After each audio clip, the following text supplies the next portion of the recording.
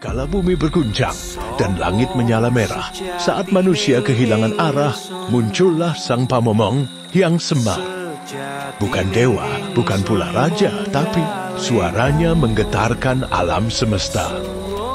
Alam gunung dan sekitarnya bukan untuk dirusak, tapi untuk diingatkan bahwa kuasa alam bukan untuk ditantang, melainkan dihormati. Inilah Semar, sang pengasuh jagat, yang diamnya lebih nyaring dari petir, dan tawanya menyimpan rahasia langit. Rahayu cucuku sekalian, sugeng enjing, sugeng siang, sugeng sonten, sugeng dalu. Tergantung kapan sampean nonton video ini. Kiai Semar hadir lagi, bukan buat ngisi ceramah agama di televisi, apalagi jadi bintang iklan obat kuat. Bukan.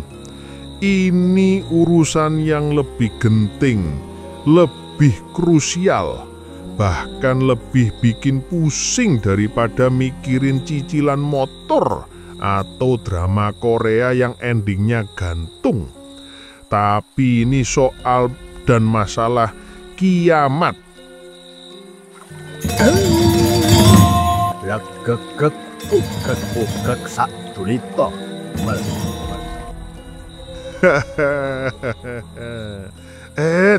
Jangan langsung panik. Jangan langsung borong mie instan sama galon air.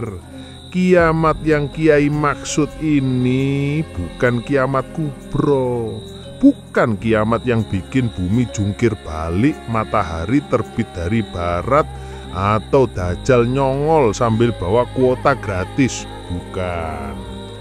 Kiamat yang ini lebih halus, lebih nyelip, tapi efeknya jarem.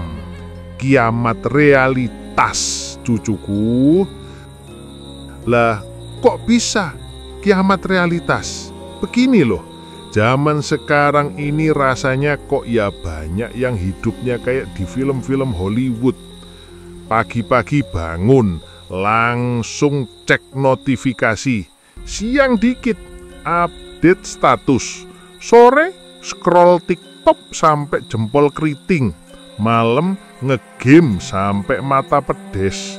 Lupa sama tetangga, lupa sama diri sendiri, apalagi sama akar budaya, akar spiritual, akar yang bikin kita ini manusia, bukan robot yang cuman bisa nge-like sama nge-share.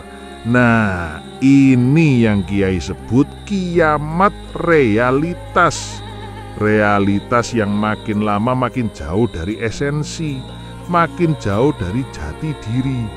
Tapi tenang cucuku, Kiai Semar ini kan ahlinya goyang realitas. Jadi siapkan kuping, siapkan hati, siapkan juga cemilan, karena kita akan menyelami rahasia kiamat yang sesungguhnya. Bukan kiamat yang bikin kita lari berteri-birit, tapi kiamat yang bikin kita mikir, loh kok ya bener juga ya? Mari kita mulai. Monggo.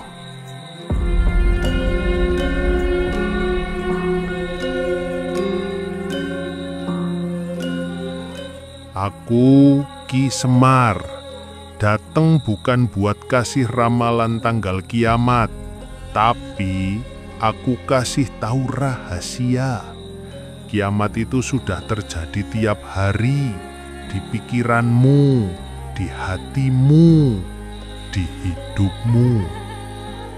Dalam pitutur Jawa, urip iku mung mampir ngombe. Hidup cuma numpang minum, tapi kebanyakan sekarang malah numpang pamer, numpang nyinyir. Makani hidupmu udah kiamat sebelum kiamat beneran dateng. Zaman leluhur dulu di Jawa kuno, kiamat bukan ditunggu, tapi dihidupi. Mereka ngerti kiamat itu bukan tentang dunia meledak, tapi tentang kesadaran yang mati. Orang yang pikirannya beku, hatinya mati rasa, hidupnya kayak robot, itulah kiamat versi leluhur Jawa. Dulu, para empu, para resi, belajar ngelmu kawruh. Ilmu yang gak bisa kamu googling. Ilmu yang bikin kamu eling lan waspada, selalu sadar dan hati-hati. Karena hidup ini tuh kayak lewat di jembatan rapuh. Kalau nggak waspada, jeblos. Dan buat orang Jawa, jeblos itu ya kiamat kecil. Tapi zaman sekarang, kiamat udah kayak konten viral. Prediksi kiamat 2030. Simak tanda-tandanya, nomor 3 bikin shock. Terus ujung-ujungnya jualan minyak wangi, gelang kekebalan, atau nomor arisan langit. Kalau kiamat bisa dicegah cuma dengan beli gelang 100.000, ya leluhur kita dulu nggak perlu tapa broto di hutan. Cukup belanja di marketplace. Leluhur Jawa ngajarin sangkan paraning dumadi, ngertio asal usulmu, ngerti tujuanmu. Kalau ngerti itu, mau kiamat kayak apapun ndak bakal bikin kamu kagetan. Karena kiamat yang paling serem itu bukan bumi yang hancur, tapi jiwa yang kehilangan arah. Sekarang lihat aja, berapa banyak orang yang hidup tapi nggak tahu buat apa. Bernapas iya, tapi kayak zombie. Bangun, kerja, scroll HP, tidur lagi. Itu tuh, kiamat gaya baru. Kata simbah-simbahku, wong urip kuwi kudu ngerti uripe. Dudu mung sekadar urip-uripan. Hidup itu ya harus ngerti makna hidup, bukan asal hidup aja. Jangan pikir kiamat itu nanti malaikat turun bawa toa terus teriak, ini hari terakhir ya, guys, siap-siap. Ndak gitu. Karena kiamat itu datangnya personal, privat. Datangnya pas kamu lupa jadi manusia. Kiamat adalah ketika kamu nggak bisa lagi bedain mana bener mana salah. Kamu lebih percaya influencer daripada hati nurani. Kamu lebih takut nggak viral daripada nggak punya moral. Nah, udah kiamat belum tuh? Makane, cucuku, leluhur Jawa itu ngajarinnya ngudi kawruh, nyanding rasa, ngugemi budi pekerti. Bukan cari ramalan kiamat sambil tetap aja nyebar hoax. Tahu ndak kenapa kita harus ngerti ilmu begitu? Karena di tanah Jawa ini ada yang namanya pawiyatan gaib. Sekolah mistis yang gak kelihatan mata, tapi ngajarin kamu ilmu kawruh sejati. Ilmu tentang gimana caranya ngelakoni urip dengan bener, gimana caranya ngobrol sama jiwamu sendiri. Kalau itu udah bisa, mau kiamat kek, mau kiamat versi kelima kek, bodoh amat. Karena hatimu udah teguh. Jadi, kalau ada orang teriak-teriak kiamat, tanya dulu, dia udah selamat dari kiamat jiwanya sendiri belum? Karena Orang yang ngerti dirinya nggak takut sama kiamat apapun, karena dia tahu kiamat itu bukan di depan mata, tapi di dalam dada. Wong Jawa kuwi uripe mung sak kedhep mripat, nek ra nganggo rasa ya ilang tekan-tekan. Jadi udah siap kiamat nak, atau malah udah mati sebelum kiamat beneran datang?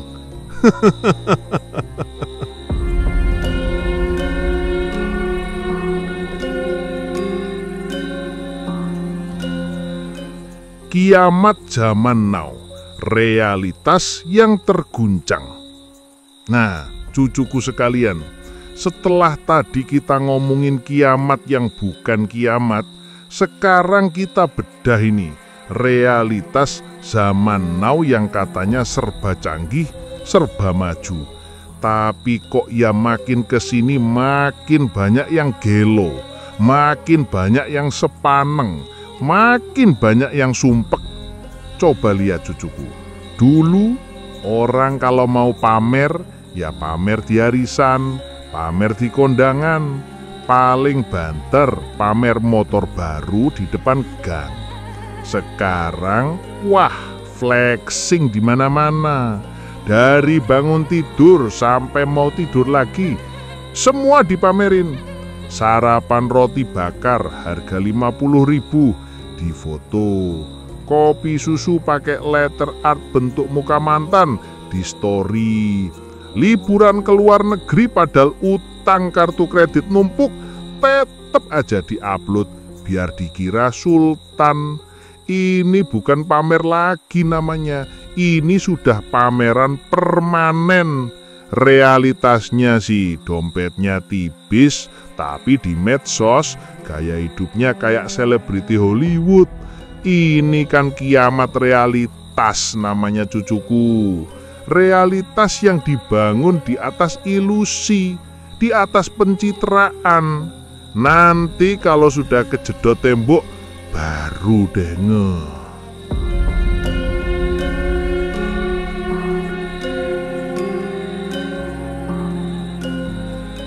Belum lagi soal informasi. Dulu kalau mau tahu berita, ya baca koran, dengerin radio, atau nonton TVRI. Sekarang, berita itu kayak jamur di musim hujan, brojol di mana-mana. Dari grup WhatsApp keluarga sampai grup alumni SD, semua jadi sumber berita. Yang bikin pusing, mana yang fakta, mana yang hoak, mana yang beneran, mana yang cuma clickbait. Judulnya bombastis, isinya kosong melompong, atau lebih parah, isinya cuma bikin panas, bikin orang berantem, bikin orang curiga, bikin orang saling cancel. Dikit-dikit cancel culture, salah ngomong dikit langsung dihujat se-Indonesia. Padahal yang menghujat itu juga belum tentu paham konteksnya. Ini kan kiamat akal sehat cucuku.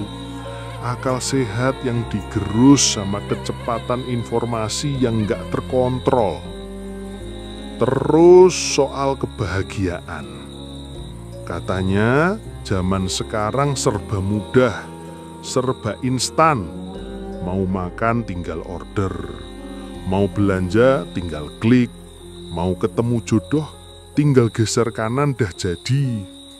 Tapi kok ya makin banyak yang galau, makin banyak yang insecure, makin banyak yang merasa kurang. Dulu orang bahagia itu sederhana. Bisa makan nasi sama tempe goreng sudah nikmat. Bisa kumpul sama keluarga sudah tentrem. Sekarang kebahagiaan itu diukur dari jumlah likes, jumlah followers, atau seberapa banyak barang branded yang dipunya. Kalau nggak sesuai standar, langsung merasa loser. Ini kan kiamat hati nurani, cucuku. Hati nurani yang dikendalikan sama standar-standar semu, standar-standar yang dibikin sama algoritma. Padahal kebahagiaan sejati itu adanya di sini, di dalam diri, bukan di layar HP, apalagi di dompet orang lain. Jadi cucuku, realitas zaman now ini memang lagi digoyang. Digoyang sama teknologi, digoyang sama informasi, digoyang sama gaya hidup. Tapi jangan khawatir, Kiai Semar ini kan sudah kenyang sama goyangan. Goyangan dangdut koplo sampai goyangan gempa tsunami bumi sudah pernah Kiai rasakan. Dan Kiai tahu setiap goyangan itu pasti ada penawarnya. Penawarnya itu bukan obat kimia, bukan juga jambi-jambi. Penawarnya itu ada di rahasia leluhur, rahasia yang sudah teruji zaman, rahasia yang bisa bikin realitas kita kembali waras. Penasaran? Mari kita lanjut.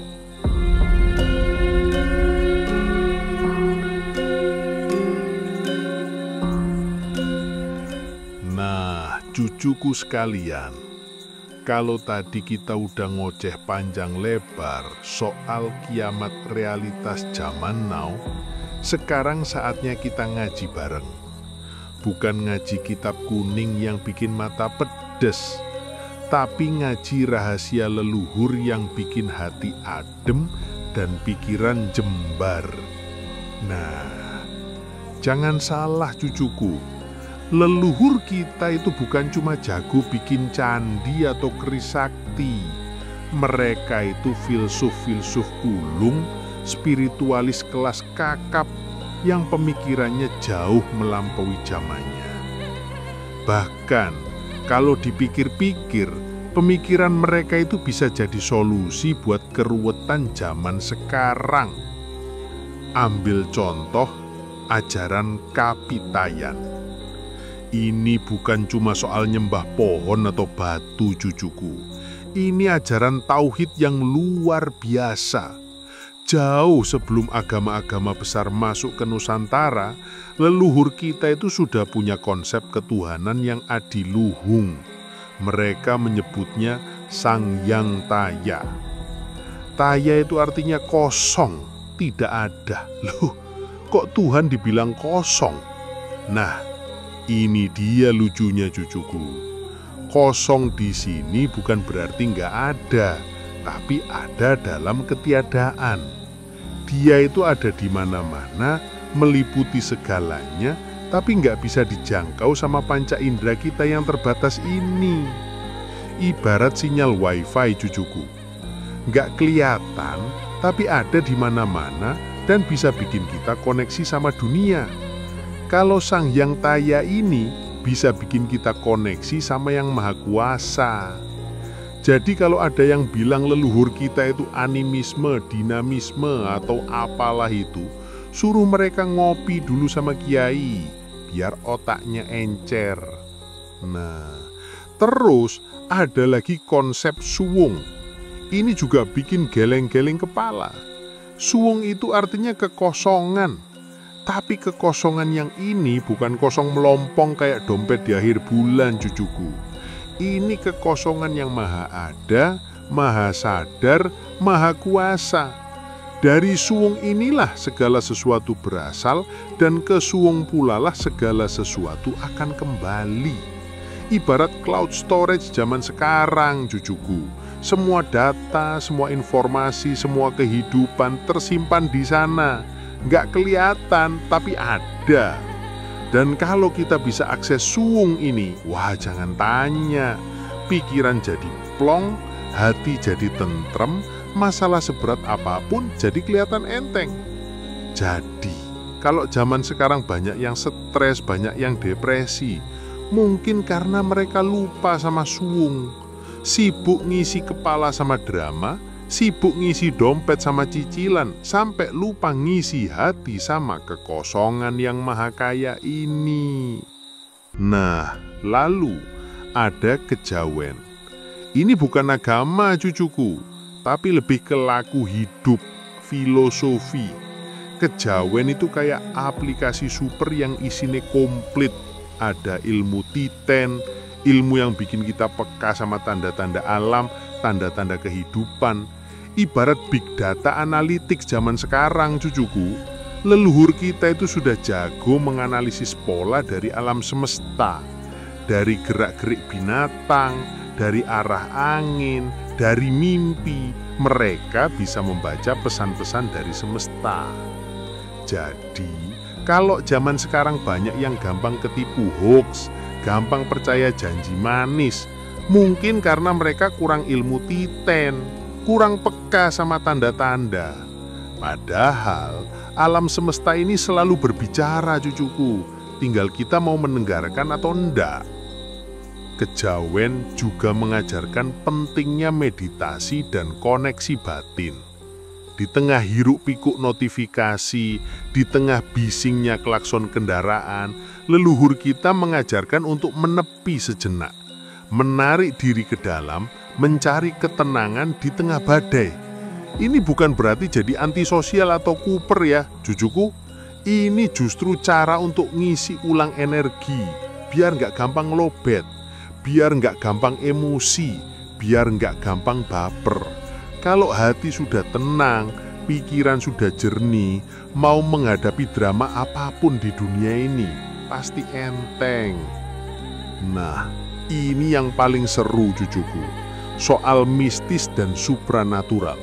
Banyak yang salah paham, dikira mistis itu cuma soal hantu, soal santet, soal pesugihan.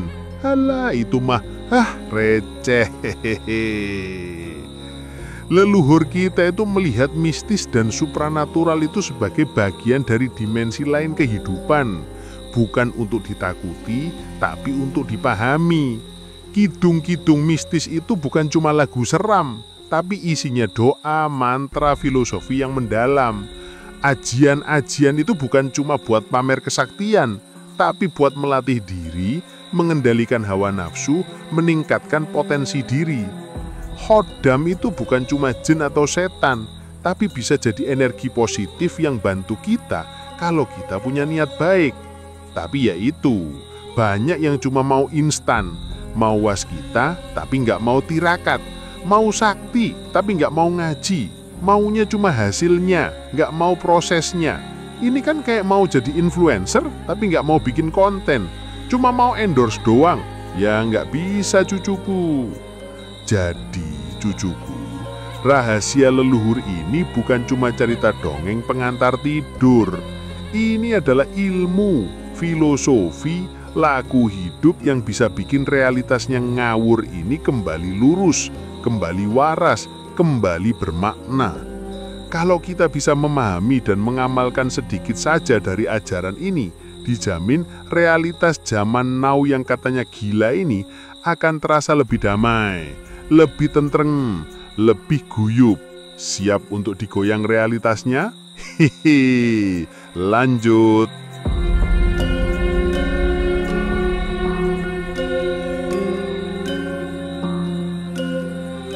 Baik cucuku sekalian, setelah tadi kita ngulik rahasia-rahasia leluhur yang bikin kepalamu tertapi hati adem, sekarang saatnya kita praktek. Bukan praktek bikin santet, bukan juga praktek ngilangin utang, tapi praktek menggoyang realitas. Bagaimana ajaran-ajaran kuno ini bisa kita pakai buat ngadepin zaman now yang katanya serba edan ini? Coba kita lihat cucuku, zaman sekarang ini kan banyak yang sibuk ngejar dunia. Pagi kerja, siang kerja, malam kerja, weekend pun masih mikirin kerjaan. Ujung-ujungnya apa? Stres, sakit, terus duitnya habis buat berobat. Ini kan ironi. Dulu leluhur kita itu mengajarkan keselarasan. Kerja ya kerja, tapi jangan lupa ngopi. Jangan lupa ngobrol sama tetangga. Jangan lupa nyawang sawah. Hidup itu harus seimbang, cucuku. Kayak timbangan, kalau berat sebelah yang jomplang. Kalau kita terlalu sibuk ngejar materi, nanti spiritualnya kurus kering. Kalau spiritualnya kurus kering, nanti gampang oleng digoyang badai kehidupan. Jadi, kalau ada yang bilang, kolot, ajaran kuno itu nggak relevan buat zaman modern, suruh dia lihat dompetnya, lihat mukanya di cermin. Jangan-jangan yang nggak relevan itu bukan ajarannya, tapi cara hidupnya. Terus soal konsumerisme. Dikit-dikit mau beli, dikit-dikit mau punya. HP baru keluar langsung ganti. Baju baru keluar langsung beli. Padahal yang lama masih bagus. Ini kan kayak nafsu yang gak ada habisnya. Leluhur kita itu mengajarkan kesederhanaan. Bukan berarti miskin, cucuku, tapi cukup. Punya ya disyukuri, gak punya ya jangan ngoyo. Hidup itu bukan soal punya apa, tapi soal merasa cukup. Kalau hati sudah merasa cukup, dunia ini terasa lapang. Gak perlu flexing sana-sini, gak perlu ngutang sana-sini. Ini kan solusi buat kiamat dompet yang lagi melanda banyak orang, cucuku. Dan yang paling penting, cucuku, ajaran leluhur itu mengajarkan harmoni. Hidup itu harus rukun, sama tetangga rukun, sama keluarga rukun, ambek konco-konco yo rukun, sama alam rukun. Zaman sekarang dikit-dikit ribut, beda pendapat langsung perang komentar, beda pilihan langsung musuhan. Padahal kita ini kan sama-sama manusia, sama-sama titah Gusti. Leluhur kita itu sudah paham betul kalau hidup itu harus guyub rukun. Ibarat orkestra, cucuku. Kalau semua alat musik main sendiri-sendiri ya jadi bising. Tapi kalau mainnya selaras jadi indah. Jadi kalau ada yang bilang, ajaran kuno itu bikin kolot, suruh dia lihat berita. Banyak keributan di mana-mana. Karena apa?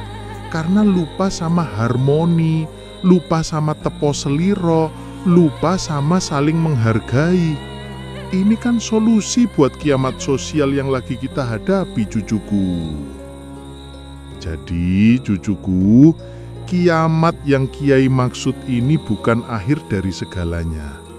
Justru ini adalah awal dari kesadaran, awal dari perubahan. Kalau realitas lama yang penuh kepalsuan, keserakahan, dan keributan ini runtuh, itu justru bagus. Berarti ada ruang untuk membangun realitas baru yang lebih bermakna, lebih manusiawi, lebih spiritual. Ini adalah kiamat yang positif, cucuku. Kiamat yang bikin kita bangkit. Kiamat yang bikin kita sadar. Kiamat yang bikin kita kembali ke jati diri. Jadi, jangan takut sama kiamat. Justru kita harus menyambutnya dengan senyum, dengan kebijaksanaan, dan dengan semangat untuk menggoyang realitas ini sampai waras kembali. Nah, cucuku sekalian, tak terasa sudah panjang lebar Kiai Semar ini ngoceh soal rahasia kiamat. Semoga kuping sampean gak panas dan pikiran sampean gak mumet. Intinya, cucuku, rahasia leluhur itu bukan cuma soal mistis atau supranatural yang bikin merinding. Lebih dari itu, ini adalah panduan hidup yang relevan sampai kapanpun. Ibarat software, ini adalah operating system yang paling stabil dan paling powerful buat menjalani hidup di dunia yang serba update ini. Jadi jangan pernah merasa bahwa ajaran leluhur itu kuno, ketinggalan zaman, atau cuma buat orang-orang yang nyentai. Justru di tengah hiruk pikuk modernitas yang seringkali bikin kita tersesat, ajaran leluhur ini bisa jadi kompas yang paling akurat. Diajaknya kita untuk kembali ke jati diri, kembali ke akar, kembali ke esensi. Bukan berarti kita harus hidup di gua atau pakai baju lurik setiap hari, cucuku. Bukan.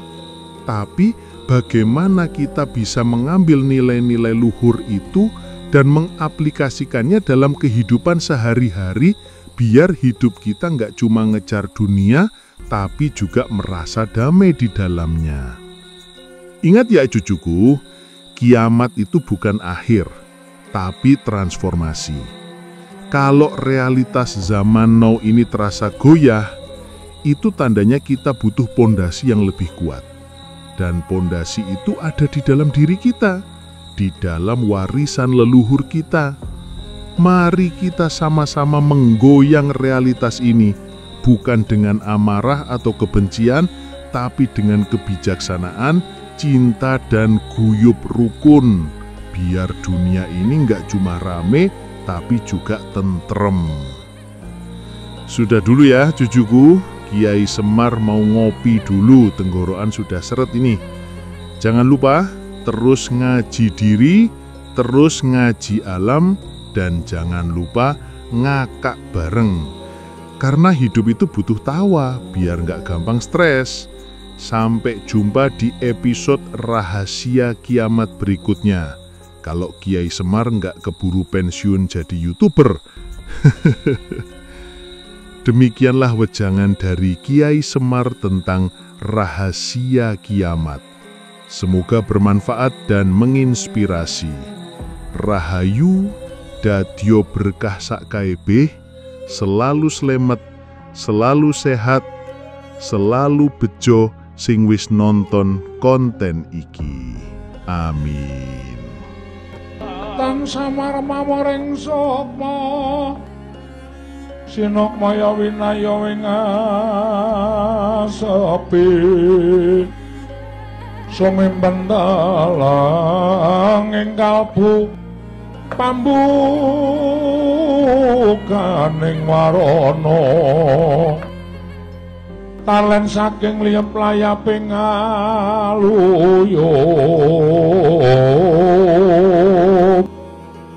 pindha pesating sumpena sumusuping rasa jati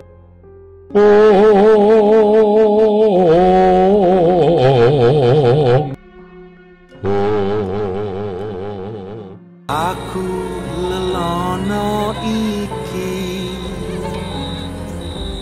tanpa ambu lan tanpa dengki ngleremke angkara ngleremke murka netepi rasa kang jati suwung ngawung-ngawung suwung ngawung-ngawung ora ono sing ana dudu zat sira zat ingsun zat sira zat ingsun ingsun ya sira sira ya ingsun